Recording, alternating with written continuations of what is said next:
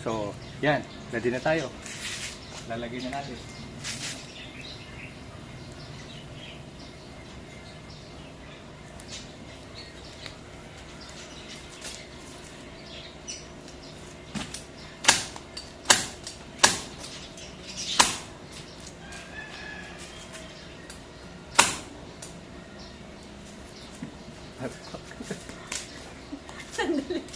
A few moments later.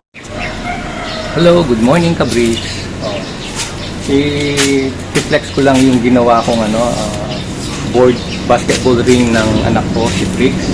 So dati, ito nakalagay dito sa wall. So medyo tumakad na si Bricks.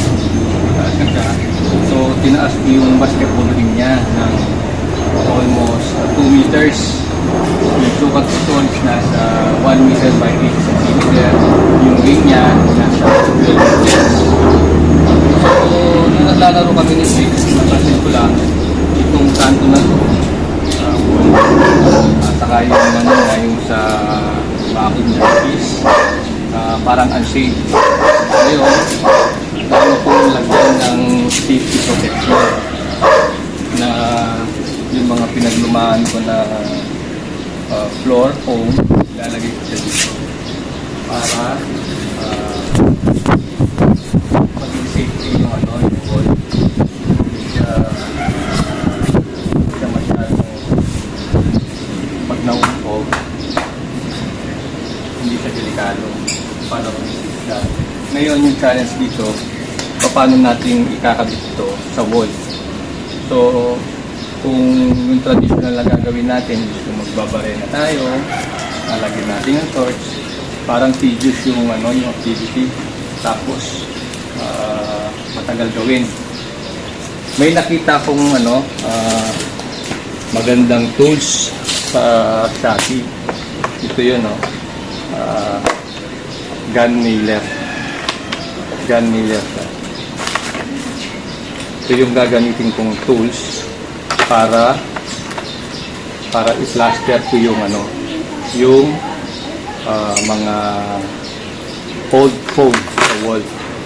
So yun, tignan nyo sa next video kung paano natin i-install yung mga foam. Hello Kabricks, good morning. So ipapakita ko lang sa inyo yung laman ng nung box ng gun nailer. Ito yung pinaka main, yung gun nailer. Tapos may guante siya, may safety goggles, tapos may mga kit, repair kit, may spring, saka pin, needle. If in case na masira yung mga internal parts niya, may repair kit siya pamalit. Tapos, meron din siyang lubrication. Kapag after nyo ginamit, linisin nyo, o before nyo gagamitin, linisin nyo lagi ng lubrication. Tapos, ito rin yung brush, panglinis. Tapos, may air plug. Mamaya i-discuss ko sa inyo bakit may ear plug. Tapos meron din siyang kasamang nail.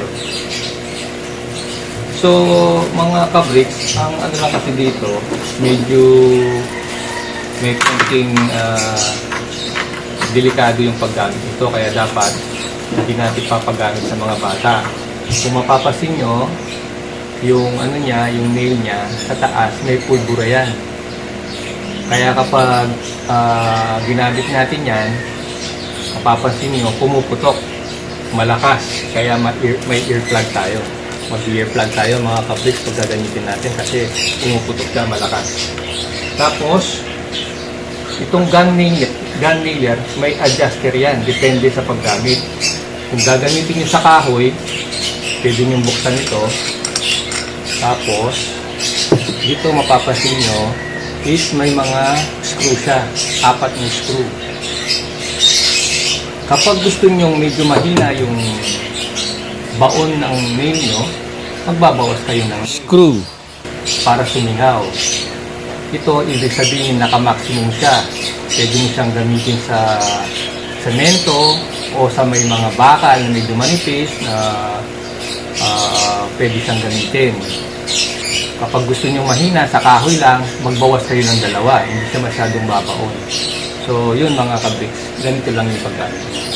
Yun ang safety features niya. Ang pinaka-ano lang dito, dapat mag-goggles kayo, mag-ear plug, mag-one-piece.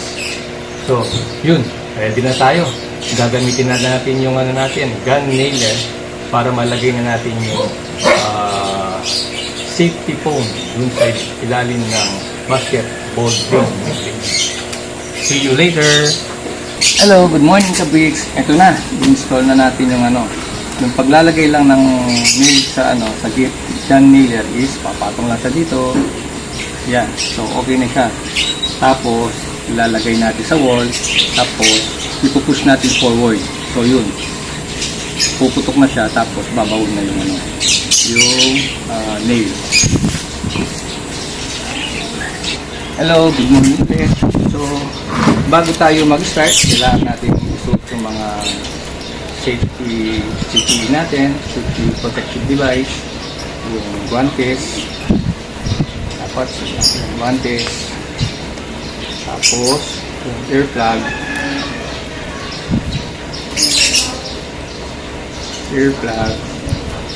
tapos yung safety goggles. Now we're ready. Let's do it! Hello, good morning kabriks. Lalagay na natin yung ano, yung mat na ano, pang safety.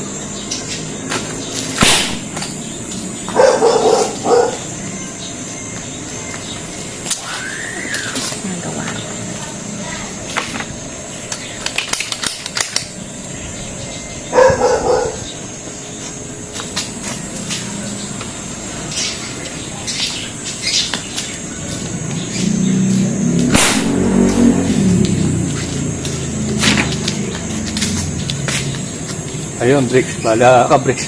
Bali, ganoon yung paglalagay. So, maayos na yung ano yan. So, yan yung pagkalagay niya, kabricks. So, lalagyan natin lahat yan ng ano, ng ganyan, ng foam, para kapag naglalaro yung mga bata, is safe sila.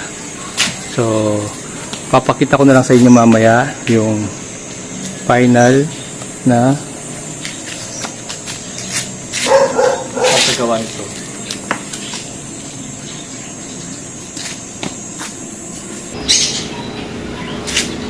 Hello, good morning kabriks.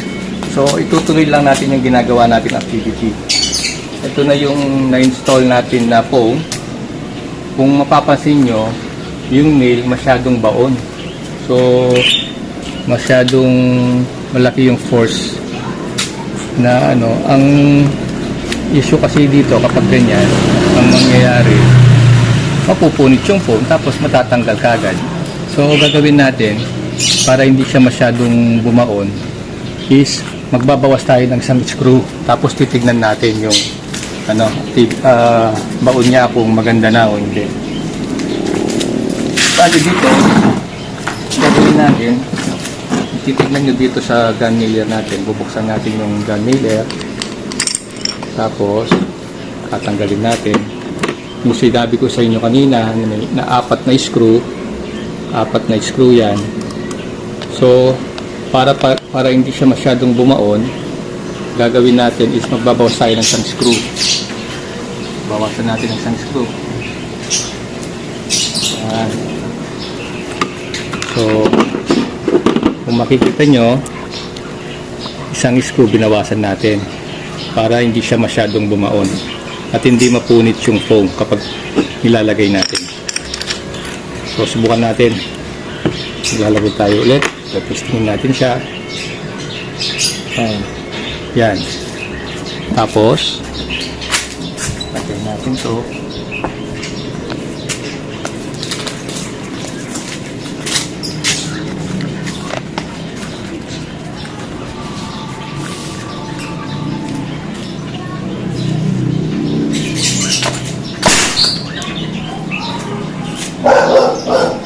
Yun, kabricks. Sa tingin ko, siguro kahit isa pa siguro. Kasi baon pa rin siya eh. So, magbabawas tayo ulit ng isa pa.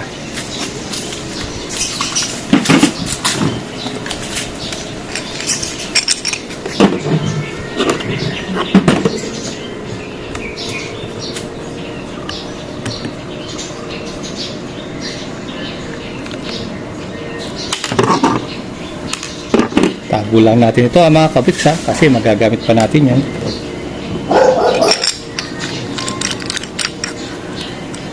Yan. Tapos, lagay natin. Hop. Tapos yung kabricks, push natin to para yung excess niya lumabas. Yun no, lumabas siya. Kabricks. Ito yung lumalabas. Dapat bago nilagay, make sure na inalabas nyo to. Tapos, pag pinatong nyo yung nail, dapat siguraduhin yung flat siya, ibig sabihin wala nang laman sa loob. So testingan natin siya ulit.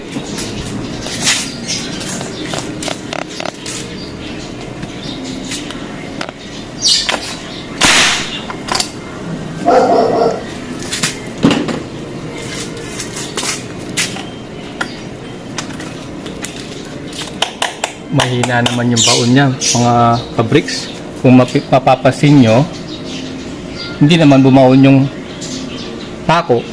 Kaya siguro, okay na tayo sa isa lang. Kapag dalawa yung tinanggal, hindi siya bumabaon. So, ibalik natin yung isang screw. Tapos tanggalin natin ito mamaya.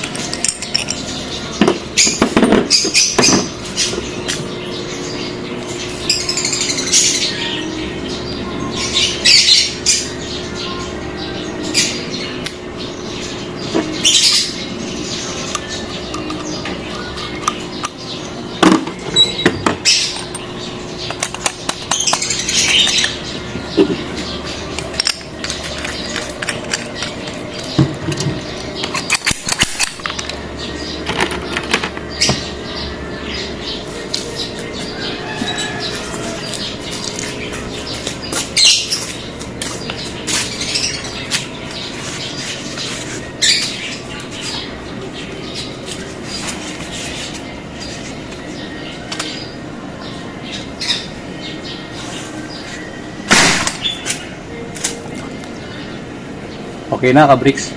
So, yun.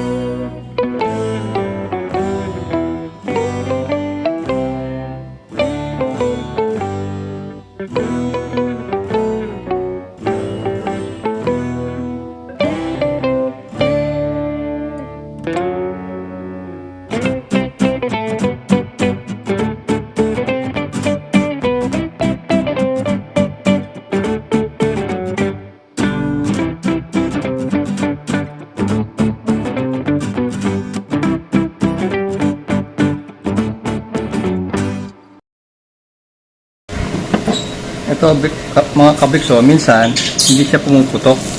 Nag-stack up yung ano niya, yung pulbura. So gagawin nyo para matanggal yung stack up na pulbura, bubuksan nyo siya dito. Tanggalin nyo. May pin siya dito, tanggalin mo yung pin. Tapos, paklasin nyo dito para makita nyo yung stack up. Tapos ito, tatanggalin nyo. Tatanggalin nyo. Ito yung pulbura na hindi pumutok.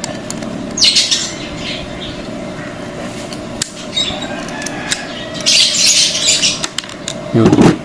Tapos lagyan nyo ng lubrication para hindi siya mag-stack up. Tapos galaw-galawin nyo lang. Tapos ibalik nyo na. Takip. Dapat pagbalik nyo dito, iangat nyo muna. Kikita nyo yung hole na yon, yung butas. Tandaan nyo yon kasi doon natin sasaksak yung pin. So ilagay nyo muna to. Tapos labas nyo muna to. Labas nyo yan. Daanan yung pin para makita nyo to. Tapos i-push nyo hanggang sa makita nyo yung butas. Tapos ibalik nyo yun. Tapos ibalik nyo to. Yan. Tapos balik nyo to.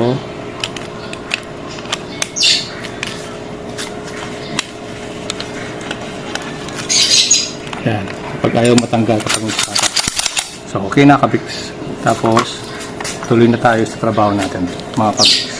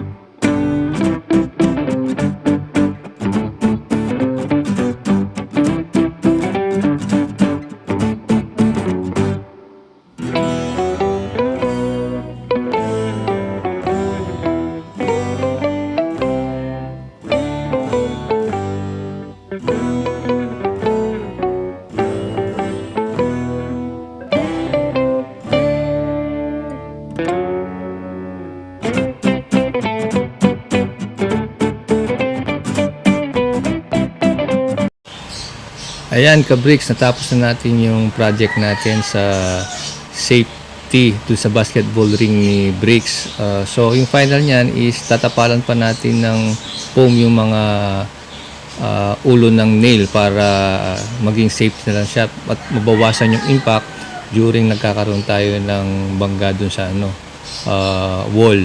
So yun, salamat!